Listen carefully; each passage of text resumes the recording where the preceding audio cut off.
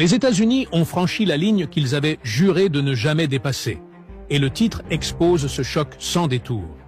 Quand la plus grande puissance du XXe siècle est contrainte de tendre la main à ceux qu'elle avait tenté d'étouffer, c'est qu'un bouleversement profond a fissuré l'ordre mondial.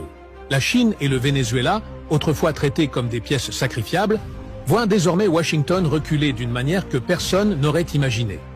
Et si cela semble impensable, c'est parce que nous assistons au moment où un empire comprend qu'il ne dicte plus les règles du jeu.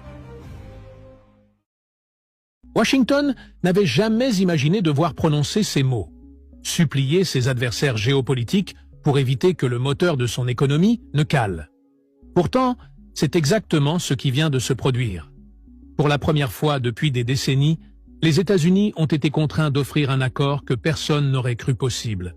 Un geste en direction non pas d'alliés, mais précisément des deux nations qu'ils ont tenté d'asphyxier, la Chine et le Venezuela. Ce renversement n'est pas une manœuvre stratégique raffinée. C'est le signe clair d'un empire essoufflé, dont les fondations, autrefois indiscutables, commencent à se fissurer sous son propre poids. L'économie américaine traverse une crise de rareté inédite. Rareté de pétrole lourd, indispensable aux raffineries.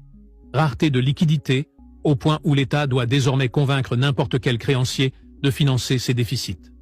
Le contraste est brutal. Les deux pays les plus sévèrement punis par Washington sont désormais ceux dont elle dépend le plus. Depuis près de 80 ans, deux piliers soutenaient l'hégémonie américaine, le pétrodollar et les bons du Trésor. Ces outils ont permis aux États-Unis de dépenser sans limite, de sanctionner qui ils voulaient et de rester le cœur du système économique mondial. Mais voici l'ironie suprême. Les instruments qui ont construit l'empire sont en train de devenir la corde qui s'enroule autour de son cou. Le tournant s'est opéré en 2022, lorsque Washington a gelé les avoirs souverains russes. Ce geste, censé montrer la puissance américaine, a eu l'effet inverse. Il a détruit la confiance internationale dans le dollar en un instant. Le message envoyé au monde était limpide. Cette monnaie n'est pas neutre, c'est une arme, et quiconque déplaît à Washington peut être puni. Ce n'était pas l'acte d'une superpuissance sûre d'elle. C'était celui d'un empire paniqué, incapable de comprendre qu'il sapait lui-même les fondations de son autorité. Mais pour mesurer l'ampleur du choc actuel, il faut revenir au Venezuela. Pendant des années, Washington n'a pas négocié avec Nicolás Maduro.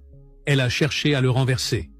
Actifs saisis, comptes bloqués, embargo total sur l'industrie pétrolière, le seul poumon économique du pays, et même une prime de 15 millions de dollars placée sur la tête du président vénézuélien, comme si c'était un hors-la-loi du Far West. Les États-Unis étaient convaincus que Caracas s'effondrerait rapidement et qu'il reprendrait